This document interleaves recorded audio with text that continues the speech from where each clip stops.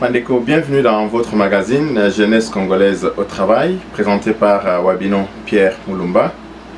Mandeko, je vous remercie pour votre fidélité à tous nos abonnés et aussi à ceux qui ne se sont pas encore abonnés. Mandeko, je vous prie de vous abonner à notre chaîne et surtout de cliquer sur la cloche pour pouvoir recevoir les notifications à chaque fois que nous mettrons donc une vidéo en ligne. Merci pour vos commentaires, merci pour vos remarques, merci pour vos suggestions.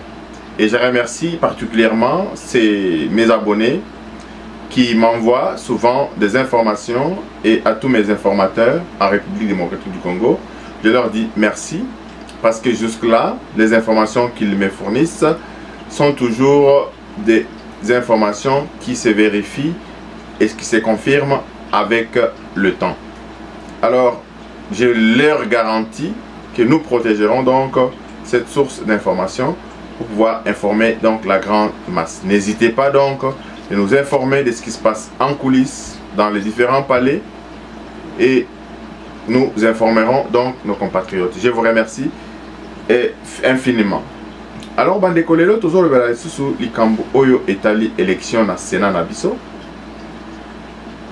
Les candidatures ont été déposées ce lundi. M. Tambo Mwamba, accompagné de son équipe, dont les Mimouilania, ont déposé leur candidature et les candidatures du ticket FCC. M. Lukwebo Bahati Modeste vient de déposer également sa candidature. Et il y a aussi M. Eric Makangu qui a déposé sa candidature au poste du vice-président, au poste de du président toujours. Donc il y a 3 candidats qui ont déposé leur dossier au poste du président du Sénat.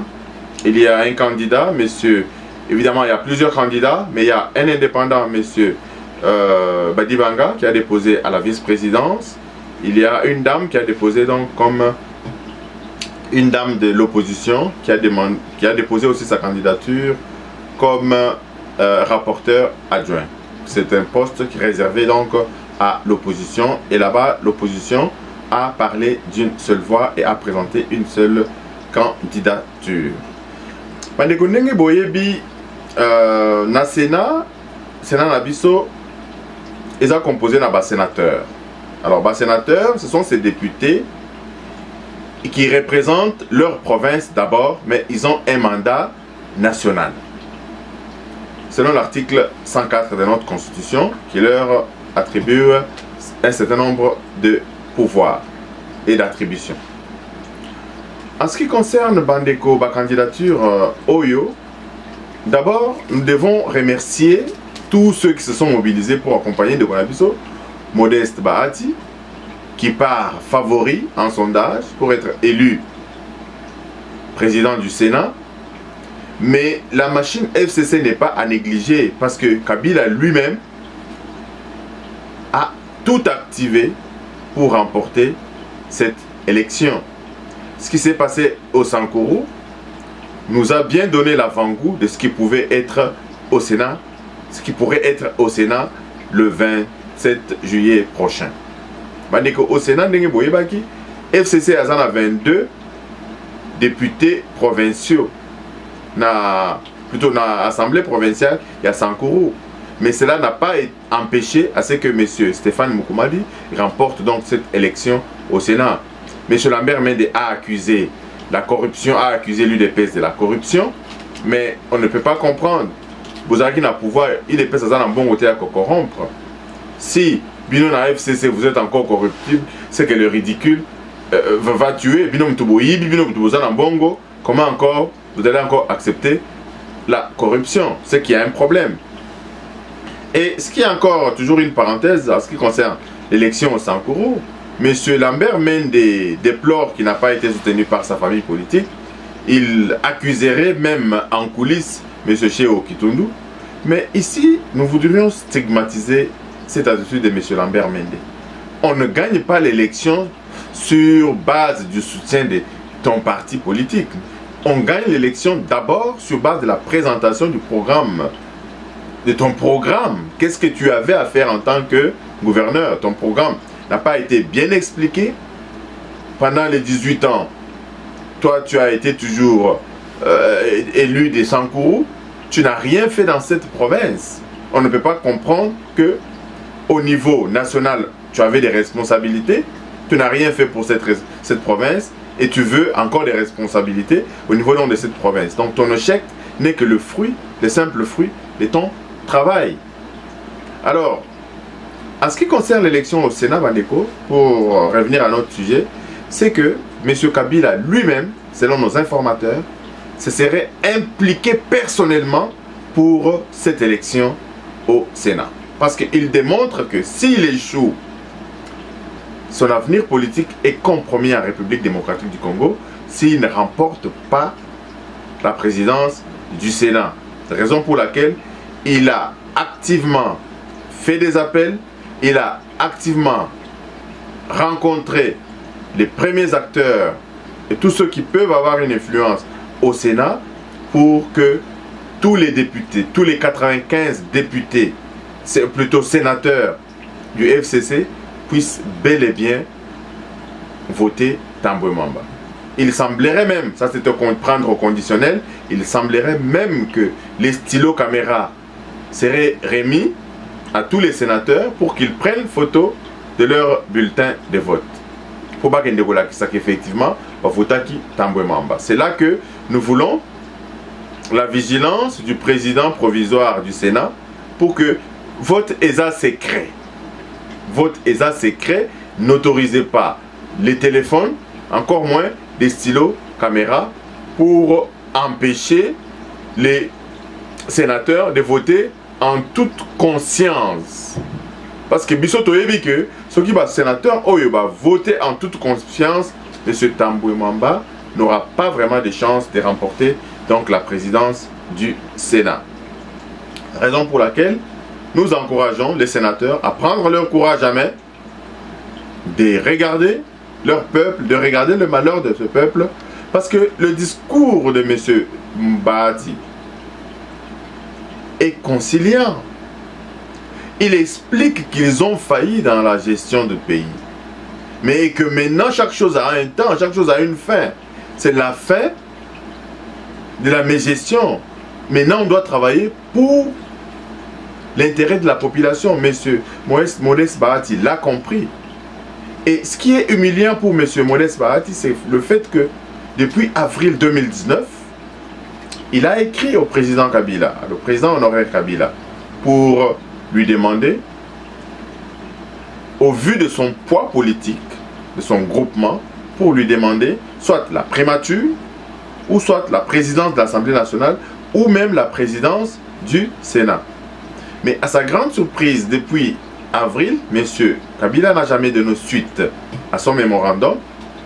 Ce n'est que en début du mois dernier, le 3 juillet, qu'il parlera à Néhémie Mouilagna, qu'il se confiera à Néhémie Mouilagna pour lui dire que c'est Tambwe Mwamba qui est bel et bien candidat président au Sénat et que Bouchab serait donc son vice-président. De manière unilatérale, sans consensus, sans élection, et c'est M. Kabila qui a décidé à ce que les choses soient ainsi. Voyant ainsi une humiliation, M. Bahati a pris ses responsabilités. Il a tourné donc dos à cette famille politique. Et M. Bahati explique au journal de La Voix de l'Allemagne, il a fait une interview au journaliste Fréjus Kenom, et il lui explique que depuis, bien avant sa démission, il a cherché à rencontrer M. Kabila durant 10 jours environ, mais M. Kabila n'avait pas le temps de le rencontrer jusqu'au point où il est allé en congé dans la région du Congo, dans la province du Congo central. Donc M. Bahati avait trouvé que c'était une humiliation de trop. Il a donc pris position à déposer sa candidature par lui-même. Voyant cela, Boyebindenge événement et les kaki va suspendre pour une durée indéterminée, va suspendre définitivement na FCC. Donc Bandeko, en réalité c'est que ils n'ont pas du tout tenu compte du poids politique de M. Modeste Bahati dans cette désignation de M. Tambwe Mwamba. Et puis Tambo Mwamba qui dit qu'il va représenter de manière honorifique cette institution. Je ne sais pas si lui, il a encore vraiment le sens de l'honneur. Après toutes ces casseroles qu'il trimballe derrière lui, je ne sais pas s'il pourra véritablement représenter donc notre pays. Voilà un peu, Bandeko, ce qu'on pouvait dire sur ces sujets de l'élection au Sénat. Campagne Ezobanda mercredi. Tambo Mwamba dit qu'il commencera par une conférence de presse où il expliquera aux journalistes sa vision par rapport à cette présidence donc, du Sénat. Et Modeste Bahati qui aussi commencera sa campagne électorale au Sénat à partir donc de ce mercredi, date officielle donc du début de campagne. Pour le sujet Moussou Bandeko, vous avez appris dans les médias que M. Oli Ilunga a démissionné de son poste du ministre de la Santé, ce qui est une bonne chose parce que M. Oli Ilunga a constaté que le président de la République a créé un secrétariat permanent. C'est bien, en âme et en conscience, il s'est senti humilié par ces décisions du chef de l'État. Il a écrit une longue lettre. Je vous fais donc l'économie de cette lettre. Je ne pourrai pas la lire ici. Mais M. Oli Ilunga a expliqué au chef de l'État qu'il y a eu des vices de procédure dans la création de ce secrétariat national permanent et aussi qu'il y aura de l'imbroglio à la tête du ministère de la Santé, ce qui n'est pas vraiment vrai, Bandeko, parce que nous avons vu qu'en Afrique de l'Ouest, lorsque le sida cette épidémie avait ravagé l'Afrique de l'Ouest, la plupart des présidents d'Afrique de l'Ouest avaient créé des secrétariats permanents pour éviter la lourdeur administrative, dans la prise de décision, alors que cette maladie, cette épidémie, cette pandémie tue et continue à tuer. Il faut des mesures urgentes et une équipe sur terrain pour pouvoir pallier à cette situation. Donc la création d'un secrétariat permanent, c'est une très très bonne chose. On a vu des résultats probants en Afrique de l'Ouest et un peu partout, même en Afrique du Sud. Il y a des secrétariats permanents qui s'occupent des maladies spécifiques. Même aux États-Unis, quand il y a une maladie de santé publique qui résurge, qui surgit, il y a toujours un secrétariat permanent qui est créé pour pouvoir faire face donc à cette épidémie-là. Donc le président de la République a fait une très très bonne chose parce que Bandeko, vous savez bien que M. Oli Ilunga est à la tête du ministère de la Santé depuis de longues années et aucun plan, aucune visibilité dans son action. Aucune visibilité dans son action. Dans le ministère de la Santé, les gens ne font que bouffer l'argent. Aujourd'hui, nos enfants sont exposés à toutes sortes de maladies. Plus de 70% des enfants congolais sont exposés à des maladies, parfois des vaccinations. Il n'y a pas d'hôpitaux conséquents en République démocratique du Congo qui aujourd'hui peut prendre en charge les différentes épidémies. Pour preuve, l'Ebola est là, qui se propage. Chaque jour, il y a des morts. Chaque jour, les zones d'infection s'extendent. Donc, il y a toujours une extension donc, de la maladie. Raison pour laquelle nous encourageons le chef de l'État d'avoir vraiment pris cette décision. Alors, monsieur le président de la République a déjà pris acte de cette décision de monsieur Ilunga. Aujourd'hui, ce matin, au forum national qui s'est déroulé à Kinshasa pour la vaccination et l'éradication de la poliomyélite, le ministre intérimaire a fait un discours. Il y a déjà donc un intérimaire qui a remplacé M. Oli Ilunga à la tête du ministère donc, de la Santé. Évidemment, il faut dire également que la démission de M. Oli Ilunga, c'est tout simplement un coup d'épée dans l'eau parce que le gouvernement est démissionnaire et que si tout va bien, d'ici la fin de cette semaine, parce que président Zozela, probablement après élection, il y a Sénat des gouvernements Eko-Bima. Donc voilà, Bandeko, ce qu'on avait à dire pour la journée d'aujourd'hui. Merci vraiment pour votre attention. Abonnez-vous massivement à notre chaîne. Cliquez sur la cloche pour recevoir des notifications. Donc distribuez également nos vidéos. Merci et à la prochaine. Bye bye.